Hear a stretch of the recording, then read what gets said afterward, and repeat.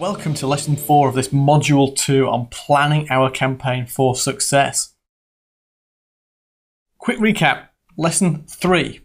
We looked at building a picture of who we were competing against.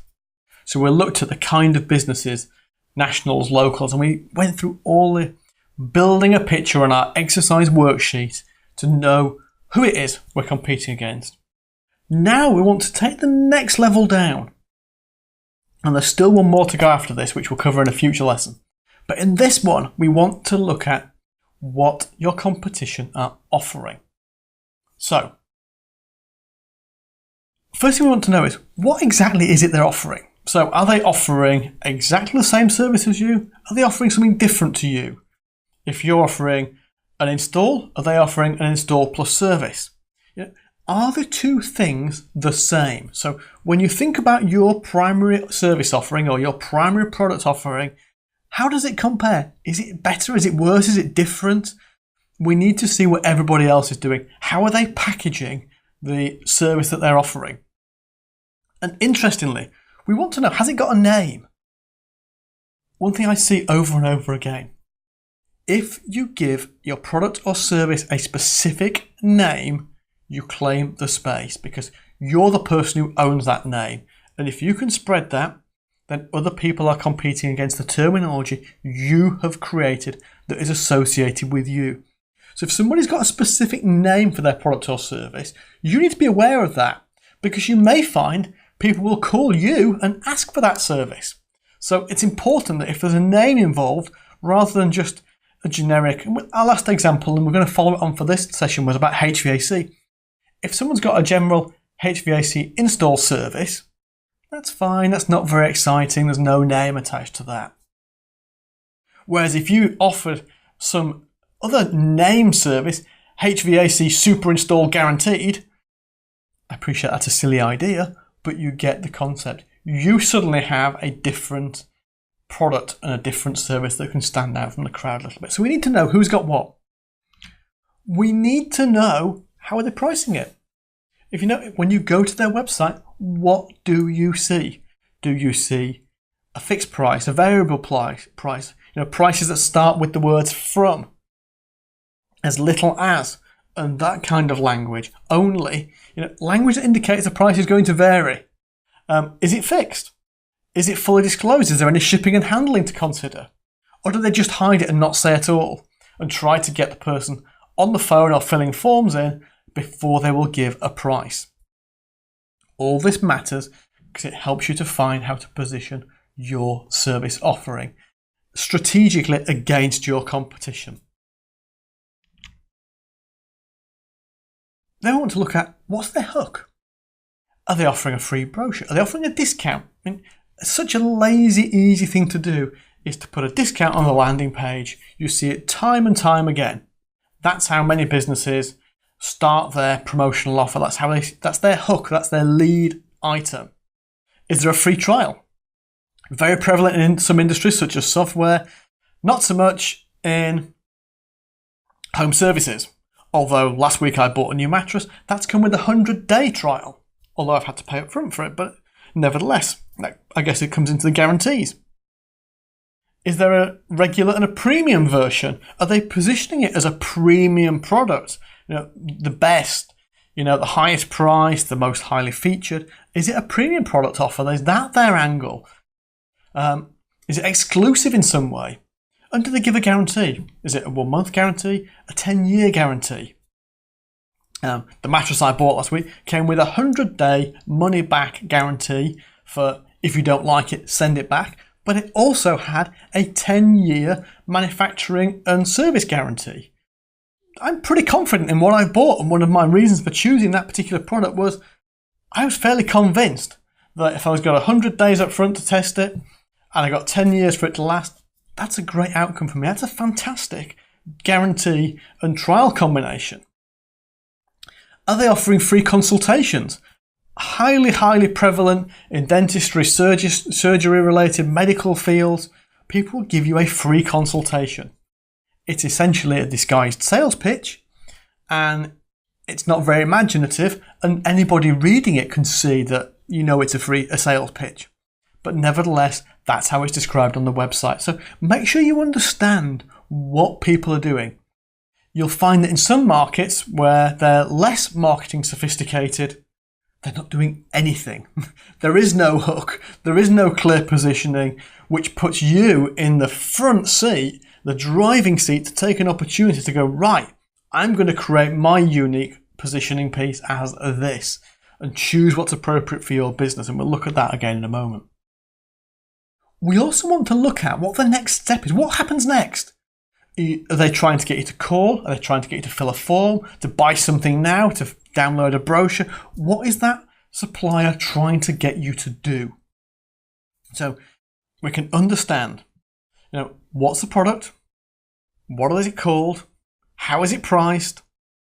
How is it positioned and offered? And what do I do next? Because some companies want to send a salesman out. Others just want to get you on the phone. Others want a form. It's up to them. And you'll know in your market what's appropriate for you. So we're going to come on to the exercise in a second, which is to analyse your competitors' offers.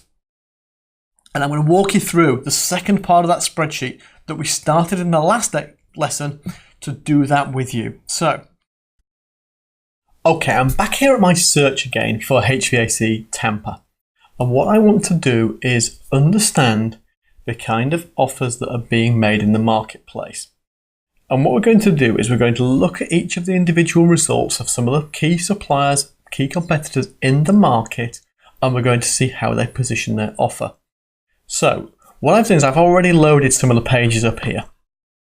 Now, I've said in the previous video, do not click people's Google ads. It's just bad form, and you will be using their ad budget unnecessarily. Here's how we get to see their landing page they're using with their ads without actually clicking their ad. So the first thing we do is we come to their headline of their ad, we right click it, and we do copy link address. I'm using Google Chrome, you might be using something different. There'll be an equivalent command in Safari or Internet Explorer or Firefox or whatever you're using. And then open just a text editor, in this case this is TextEdit on Mac, and I'm going to paste that link in. Ignore everything right up till the very end where you can see where it says add URL. That's what we want. That's the landing page that you're going to go to when you click the link. So if we come to here, we can paste it in again. So we copy pasted it, and we've done that without actually clicking their ad. So we've done it in a much more simple way, and we've not spent them any money, which is a good thing. So here's what we want to do. We want to look at our competitor offers and see how they're positioning them. Now, what I've produced for you is a worksheet where we can go through this step by step and look at how they're positioning their offer. So first things first, are they making any kind of offer? Has it got a name? So, have they named their product or service? We earlier mentioned that if you can name your product or service, you can make it stand out. So let's have a look. So first of all, I'm going to use this guy as the example. Mr. Coolman. And I'm going to put him in here. Is their offer named? No, not at all. What about pricing? Next column is pricing. And we've got fixed. So FVNN stands for fixed, variable, or not disclosed. Absolutely not disclosed. In fact, they disclosed very, very little on this landing page, and I'll comment on that in a moment. So, not disclosed, not known. Have they got any kind of hook? What's their thing? The only thing they're saying is make an online appointment. That's what they want to do. They have nothing to build them any credibility. There is no value add to that at all. So let's just say there is no hook. And the next step is online appointment. So we can see that from the big form. I'm going to move off this page in a second because actually as an example it's really interesting that it's surprising that it's actually approved by AdWords because there is so little content on there.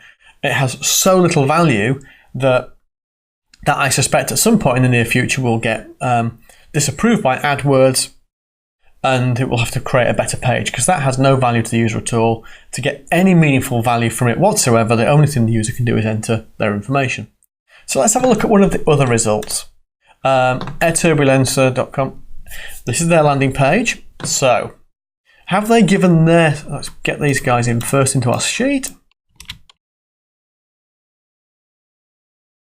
Have they got their service and name? So AC service and repair.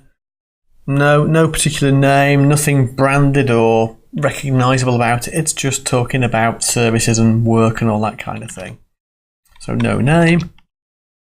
Pricing. Is pricing mentioned? No, not mentioned at all, so it's not disclosed. So we don't know. And what's their hook? Their only real hook, and it's a very weak one because it's something that anybody can say, is call the experts. They're claiming expert status. That's the very least I expect from anybody who's coming to do any kind of service like this for my property. I expect them to be expert at what they do.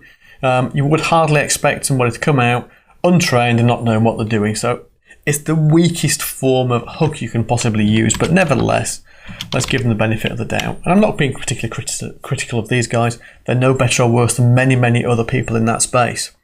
And what do they want you to do next? What's our next step to proceeding? Quite clear. We've got a big form here, and we've got a big phone number. It's always for a consultation, free consultation. So that's what they're offering, is a free consult.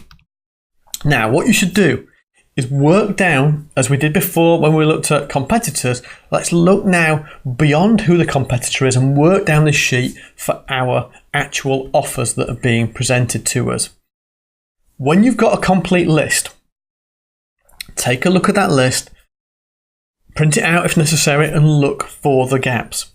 If everybody is using generic service names, see if you can give yours a name that stands out from the crowd. Badge it with a service and a trademark or whatever it might be, but give it a name. See how everybody else is handling their pricing. If nobody's price pointing, you might want to consider a price point, even if you have to say from, but a price point. If everybody else is doing variable price, you might consider fixed pricing. Look at what people are saying and look for the gaps. When you can find the gaps that people value, that's where you've got an offer that stands out in your marketplace. So work down it, check through the sheet, and at the end of this, you should have a really good idea of how you can stand out from that crowd with an offer that is different, compelling, and engaging. And speak to a couple of people, try it with them. Where later on in the modules, way down in module 5, we're going to look at how to craft an awesome ad. But if we've got a terrible offer to start with, the best ad in the world isn't going to fix that. We'll give ourselves a much better chance if, as a result of this work, you can come up with a really good offer that you know and can be confident in stands out from the crowd. So, to recap here, exercise, take the worksheet, analyse your offer and your top competitor's offer and see if you can improve your offer in that context to make a standout winning offer. Bye for now.